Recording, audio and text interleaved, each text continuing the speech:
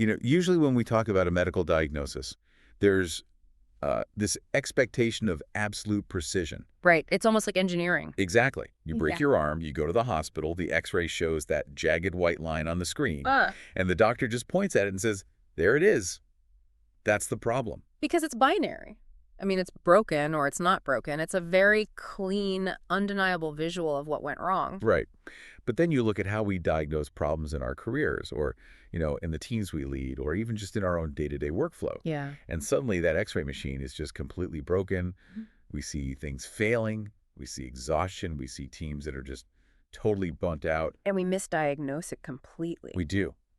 Instead of looking for the fracture, we just assume the bone isn't strong enough. Yeah. We assume we just need to work harder, push longer hours, and grind it out to fix it. Which is the absolute definition of diagnostic muddy waters. We misdiagnose the symptom, which in this case is exhaustion, as the actual cure. We fall into this trap of thinking, well, if I'm this tired and my team is this stressed, we must be doing something right. We must be making progress. And welcome to this deep dive, where we are going to completely dismantle that idea. We really are. Today, we are looking at a really fascinating piece of source material called the carbon blueprint, structural strength under pressure. And the mission for you, listening right now, is to fundamentally change how you view effort. That's the core of it. We are going to explore why working harder and pushing your team to the absolute brink is actually a profound strategic failure.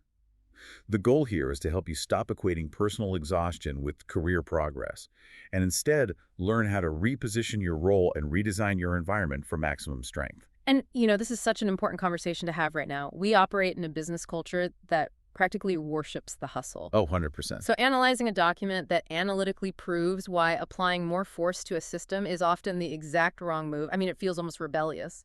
It really does. Yeah. Okay, let's unpack this because it is so refreshing to read something that actively tells you not to just grind harder. Right. But to be clear, this deep dive isn't just about taking it easy or quiet quitting. It is about recognizing the invisible architecture behind success and failure. I'm glad you brought up the analytical side because the source material grounds this entire concept in a single, incredibly elegant scientific reality. Yes. It all comes down to carbon. Exactly. Carbon is just a single element on the periodic table. It's incredibly common. But depending entirely on how its atoms are arranged, it becomes radically different materials. Like the arrangement is everything. Yeah. If the carbon atoms are arranged in loosely connected sheets, you get graphite. The stuff in your pencil that just flakes off with the slightest friction. It just falls apart. Right. And if the structure is chaotic and unaligned, you get coal, which is brittle and dirty. Right. But, and here's the key, if those exact same carbon atoms are arranged in a tightly interlocked three-dimensional lattice... You get a diamond. Exactly. One of the hardest materials on Earth. And the text is very explicit about the takeaway here. The difference between brittle coal and an unbreakable diamond isn't the amount of carbon. No. You don't get a diamond just by stockpiling more coal. And crucially, the difference isn't the amount of force applied to it either. The difference is purely the structure, the arrangement of the material itself. That is the core assertion we have to wrap our heads around. Under pressure, poorly arranged carbon becomes brittle or becomes essentially useless. It shatters. Right. But under pressure, well-arranged carbon becomes extraordinarily strong. The pressure doesn't dictate the outcome. The structure does. Okay, but I have to push back here because we have all been told, literally since we were kids, that pressure makes diamonds. Oh, everywhere. It's a massive cultural trope. It's on motivational posters in every locker room, every startup incubator, every sales floor. Are you saying that phrase is actually a dangerous myth? Yes, it is a myth when it's used as a management strategy. What's fascinating here is that the expectation of pressure creating transformation is where most strategic failures begin. Wait, really? Yeah. The pressure doesn't magically reorganize the atoms into a diamond. The underlying structure has to be right first. If you apply immense pressure to a lump of coal in your backyard, you don't get a diamond, you just get crushed dust. That makes me think about baking a cake. Okay, how so? Well, you can't just turn the oven up to 1,000 degrees to bake a cake faster. If the ingredients are mixed wrong, if the structure of the batter is fundamentally flawed, maybe you forgot the baking powder or used salt instead of sugar, higher heat doesn't fix it. Right, just ruins it faster. Exactly. The higher heat just burns the outside, leaves the inside raw, and eventually sets your whole kitchen on fire. That is a brilliant way to visualize it. Strategy isn't about adding effort. It isn't about cranking up the heat and hoping for the best. It's about arranging the exact same elements, your time, your team, your resources, differently. Because pressure just amplifies what's already there. Exactly. Pressure reveals structure. It does not substitute for it. Which naturally brings us to how leaders usually handle things. Because if turning up the heat just burns a badly mixed cake, we really need to look at how organizational leaders typically react to difficulty or missed targets. And unfortunately, the default reaction for most leaders is to apply more pressure to flawed structures. Yeah. They see a bottleneck, and instead of redesigning the workflow, they demand more urgency. They set higher targets. They implement more oversight, which usually just means micromanagement. Right, they just squeeze harder. Yeah. They expect this immense pressure to forge their team into diamonds, but what they actually get is friction, burnout, and eventual collapse. Now, the source makes an interesting reference here to a past concept, calling it issue number 4. For those who aren't familiar with that, it essentially outlines the biological reality that any system without a recovery cycle will inevitably collapse. Right, like a heart that beats and beats without ever resting between pumps, it just fails. Exactly. That's a great baseline to have. Constant pressure without rhythm or rest destroys systems. But the Carbon Blueprint adds a completely new and honestly somewhat terrifying layer to that understanding. It does.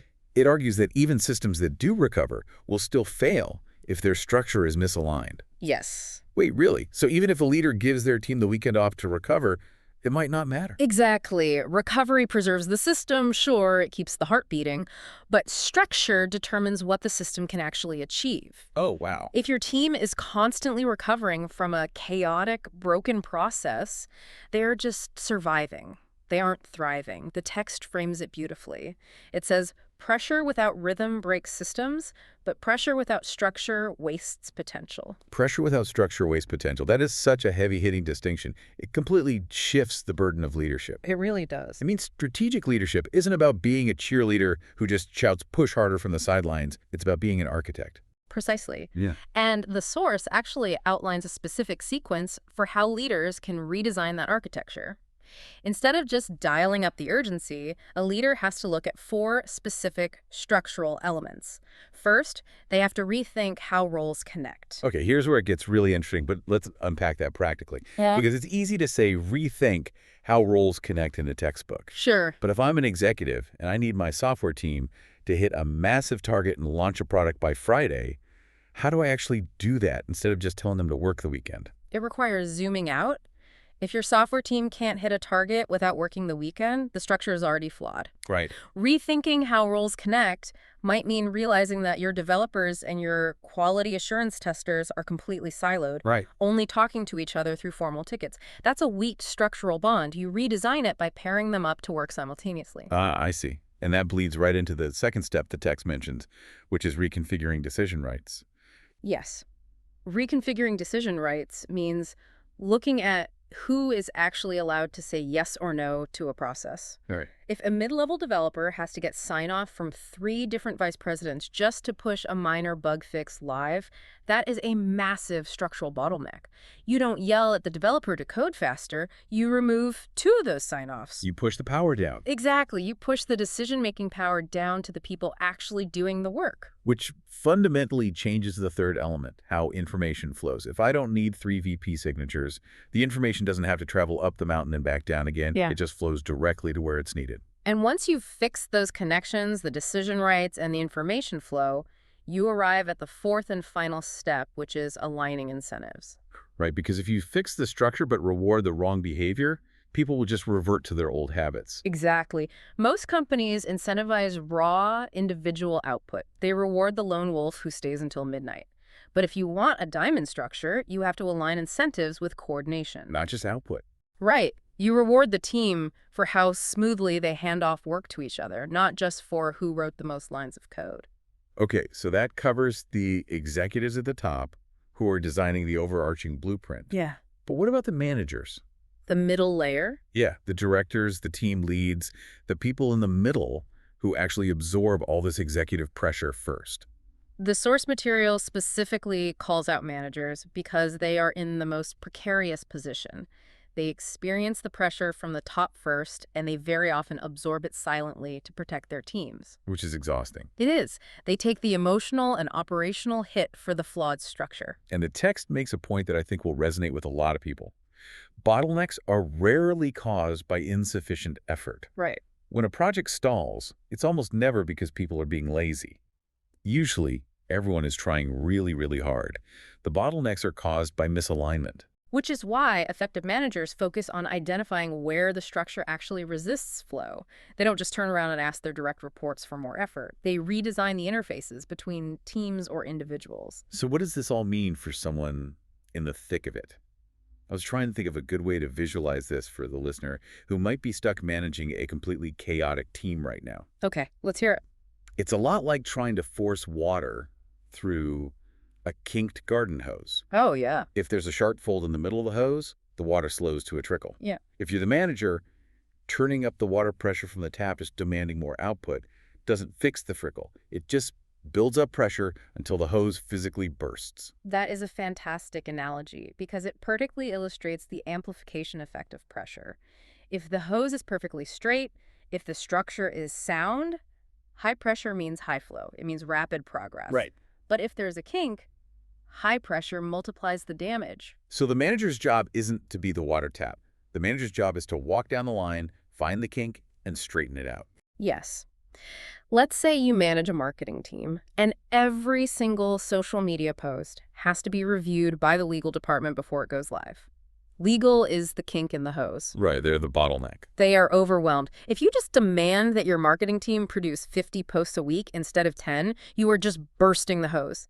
Legal will either quit or they'll start rubber stamping things without reading them, creating massive risk. So how does the manager unkink it? By redesigning the interface. The manager sits down with legal and creates a set of pre-approved templates and guidelines. If a post fits the template, it bypasses legal entirely. You've just unkinked the hose. Wow. You reduce the friction before you ever increase the speed. When structure is weak, pressure multiplies damage. When structure is strong, pressure produces progress. That is the mantra right there. But knowing how to unkink a hose as a manager only helps if you actually have control over the hose. This raises a really critical question about what happens if you're further down the chain. Right. What if you aren't the executive turning the tap, and you aren't the manager straightening the hose? What if you were the water? Exactly. Let's move it down to the individual level. Right. For you, listening to this, navigating your own day-to-day career as an individual contributor. For individuals, the Carbon Blueprint offers what I think is a truly liberating insight. Effort alone does not determine your value. Context does. That is huge. The idea that the exact same skill set can feel utterly useless in one structural environment and entirely indispensable in another. Because the atoms are the same. The carbon is the same. Your intelligence, your work ethic, your specific talents, those are the carbon atoms. Right.